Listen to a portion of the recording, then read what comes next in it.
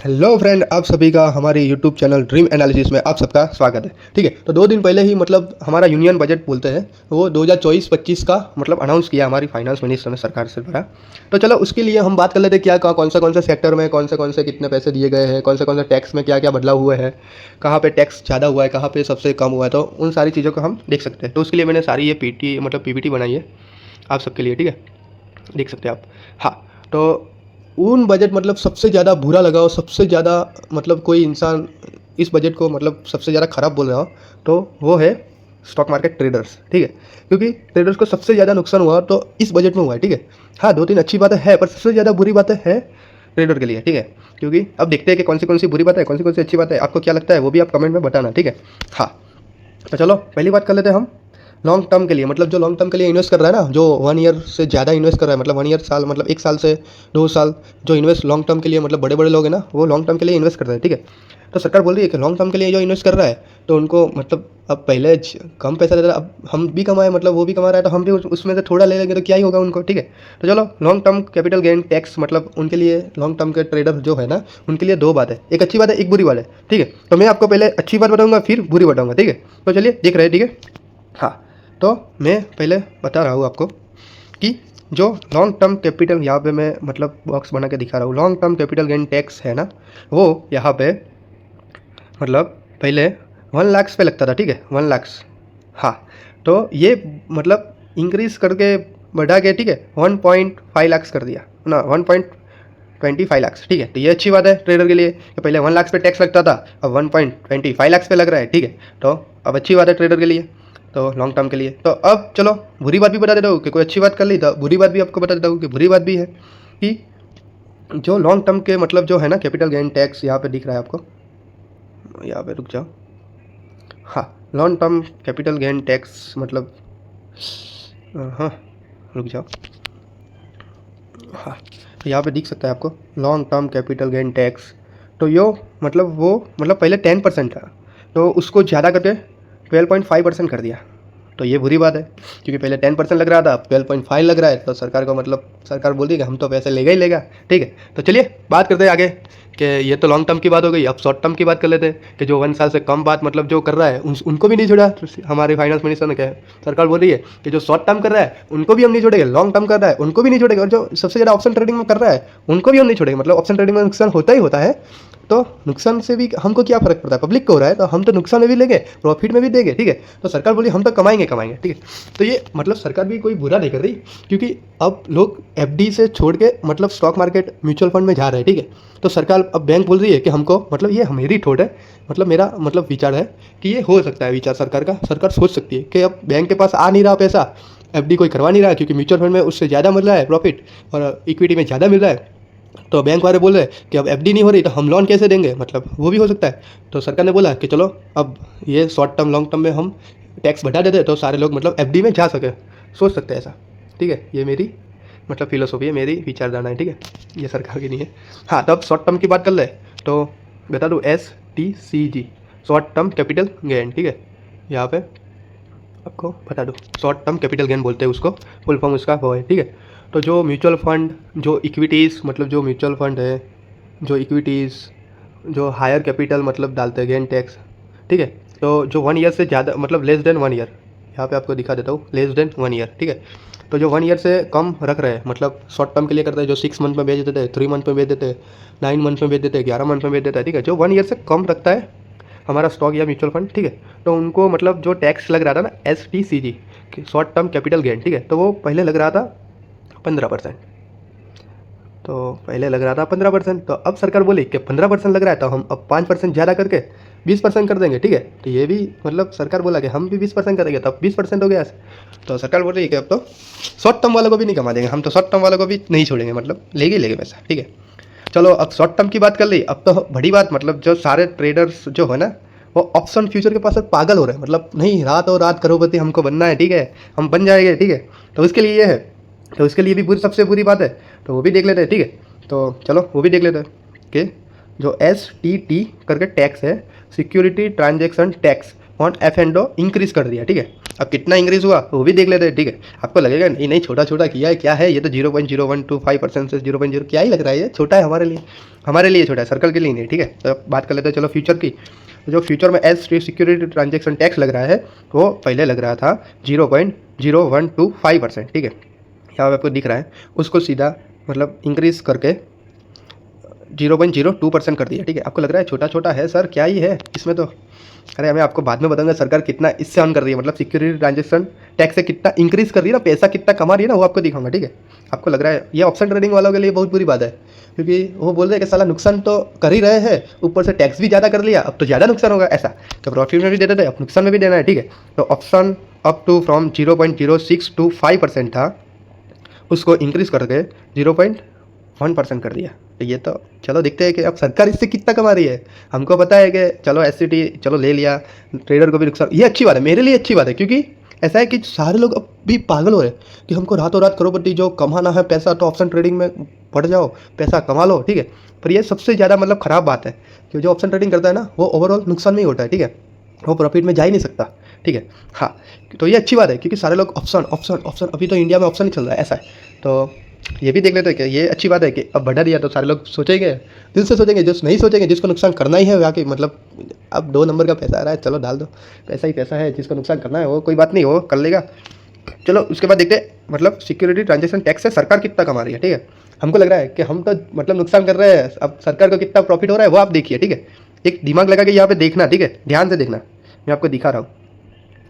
वो सरकार 2019 में 11,000 करोड़ एक्चुअल में कमा रहा है, मतलब हाँ 11,000 करोड़ कमा रही थी, ठीक है, 2019 में। वो बढ़ा के सीधा 2020 में हुआ 12,800 करोड़, उसके बाद 2021 में मतलब हुआ 13,000 करोड़, ठीक है। उसके बाद 2022 में फिर से डाउन हुआ, 12,500 करोड़ कमा रही है सरकार। देखो आप सोच नहीं सकते कि आपके जेब से पैसा कहाँ जा रहा है, कितना जा रहा है, ठीक है। ऑप्शन ट्रेडिंग करो भाई करो, सब लोग बोल रहे हैं ये कमा लिया ये कमा लिया, ऐसे भी यूट्यूब में मतलब दिखा ही रहा है बाहर, इंस्टाग्राम यूट्यूब पे क्यों नहीं ऑप्शन ट्रेडिंग में हम तो इतना कमाए ये कमाया, वो सारा फेक होता है, ठीक है दोस्तों। हाँ तो चलो यहाँ पे टॉपिक पे आ जाते हैं हम। 2022 में 12,500 करोड़ था, उसको बढ़ के 2023 में 20,000 करोड़ हो गया। सरकार बोलो कितना कमा रही है STT से, ठीक है। और 2024 में 27,000 करोड़, मतलब बहुत सारा हो गया। सरकार इसमें से इतना सारा कमा रही है तो क्या ही बात है, ठीक है। अब 2025 तक तो मेरे ख्याल से ऐसा लग रहा है, क्या लग रहा है आपको 2025 तक कितना होना चाहिए? तो मेरे ख्याल से 2025 तक STT सरकार मेरे ख्याल से 30,000 या 35,000 से ज़्यादा करोड़, 35,000 करोड़ कमा लेगी, ठीक है। मेरे को लग रहा है ऐसा, क्योंकि यहाँ पे सीधा 2700 मतलब क्या क्या कर लिया सरकार ने, या मतलब देख सकते हो आप, ठीक है।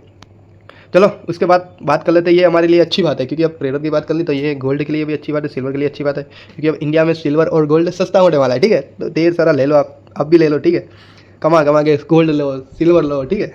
हाँ तो चलिए बात कर लेते हैं अब कि टोटल कस्टम ड्यूटी, मतलब जो कस्टम ड्यूटी है ना गोल्ड और सिल्वर की, वो 15% से मतलब डाउन करके 6% कर दिया, तो वो अच्छी बात है, लोअर, ठीक है। यस, ये हमारे लिए अच्छी बात है क्योंकि 15% से 6% कर दिया। तो सबसे ज़्यादा अच्छी बात मेरे को लगी हो ना बजट में तो ये बात, क्योंकि गोल्ड सस्ता हुआ, ठीक है, 15% से 6%, तो ये अच्छी बात है। हाँ पर एक्चुअल में ये मतलब सबसे मतलब कम होना तो इस बजट में ही है, ठीक है। हाँ क्योंकि रिकॉर्ड सबसे मतलब लोअर हुआ ना तो इस साल 2013 के बाद, यहाँ पे देख सकते हो आप, हाँ 2013 के बाद budget announcement gold import duty, यहाँ पे आप देख सकते हो import duty has been 10% almost, मतलब 10% तो 2013 के बाद रहा ही रहा है, ठीक है। पर 13% से घटकर सीधा 6% कर दिया, ये अच्छी बात है कि पहले 2013 के बाद तो ऐसे 10% रहा ही रहा है ऑलमोस्ट, ठीक है। 11 ईयर मतलब 11 साल, ठीक है, उसके बाद अब कम हुआ है 6%, तो ये अच्छी बात है गोल्ड के लिए, ठीक है। ढेर सारा गोल्ड लाओ घर पे। हाँ ये भी अच्छी बात है। ये आपको अच्छी बात बता देता हूँ कि जो बाहर की कंपनियाँ इंडिया में आ रही है ना, उनको टैक्स कम कर दिया, क्योंकि इंडिया को ग्रो करना है, तो बाहर की कंपनी आएगी तो इंडिया में बेरोजगारी कम होगी, रोजगारी मिलेगी सबको, ठीक है।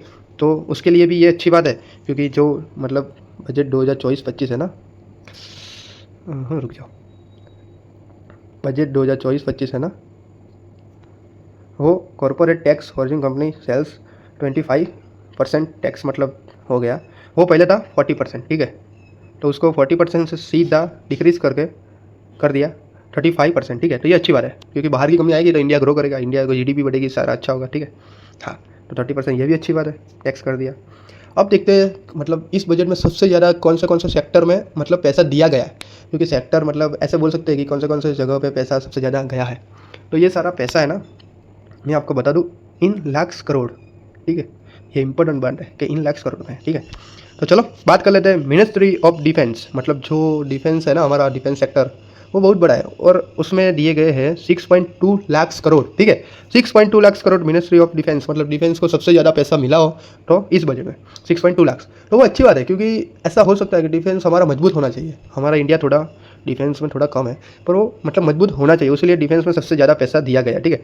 उसके बाद होता है कि road transport and highway ministry, मतलब जो हाईवे का इंफ्रास्ट्रक्चर होता है उन लोगों को दिया गया है 2.78 लाख करोड़, ठीक है। ये सेकंड नंबर पे दिया गया है।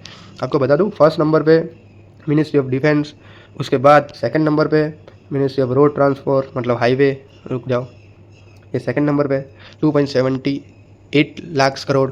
उसके बाद थर्ड नंबर पे आता है रेलवे सेक्टर, जो हमारा रेलवे सेक्टर अभी मेट्रो, वंदे भारत, सारी चीज़ें अच्छी हो रही है, मेट्रो अच्छा हो रहा है, ग्रो हो रहा है, ठीक है, तो उसके लिए भी पैसा दिया गया है। थर्ड नंबर पे वो आता है कि ministry of railway 2.55 lakh crore, ठीक है। उसके बाद आता है ministry of consumer affairs food public distribution 2.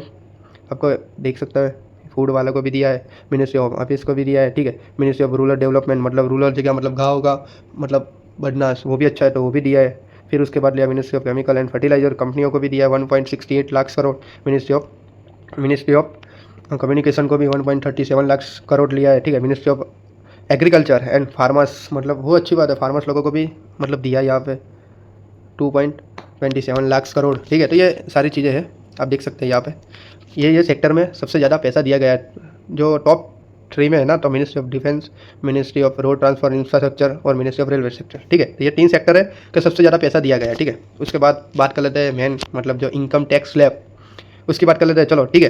तो ये भी बात है कि पहले यहाँ पे मैंने 2 मतलब करंट का भी रखा है प्रीव्यू, मतलब दोनों का हम कंपेयर करेंगे, पहले क्या था अभी क्या है, ठीक है, तो आपको समझ में आएगा। तो चलो वही बात कर लेते हैं कि पहले 0 से 3 लाख पर ईयर जिसकी इनकम होती थी उनको ईयरली कोई मतलब टैक्स रेट देना नहीं पड़ता था, ठीक है। और पहले भी ऐसा था 0.5 लाख, मतलब उनको भी कोई टैक्स देना नहीं पड़ता था, ठीक है। और जिसको 3 से 6 लाख इनकम हो, रुक जाओ, 3 से 6 लाख जिसकी इनकम हो उनको 5% देना है, ठीक है। अभी 3 से 6 लाख पर ईयर इनकम हो ना, उसको 5% टैक्स देना है, ठीक है। और मतलब पहले ऐसा था 5 लाख से 7.5 लाख उनको 10% देना था, तो यहाँ पे 5% हो गया, तो ये अच्छी बात है हमारे लिए, ठीक है।